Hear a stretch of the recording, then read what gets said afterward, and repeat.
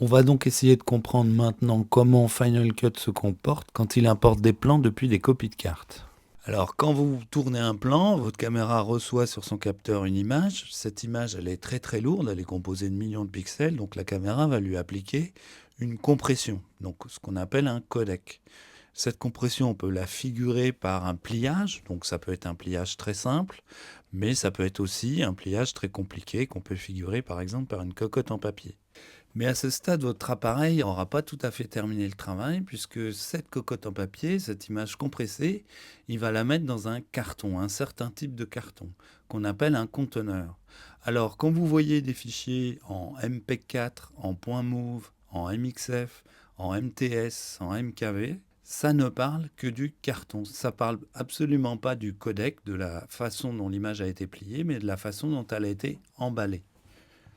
Si on suppose que votre caméra a tourné en MP4, donc avec un conteneur MP4, Final Cut, quand il va rencontrer la carte ou la copie de carte, il va préparer un conteneur en .move, donc un autre type de carton. Il va ouvrir le carton MP4 pour en sortir une copie de la cocotte en papier, sans la déplier, il va simplement la sortir et la copier dans le carton .move.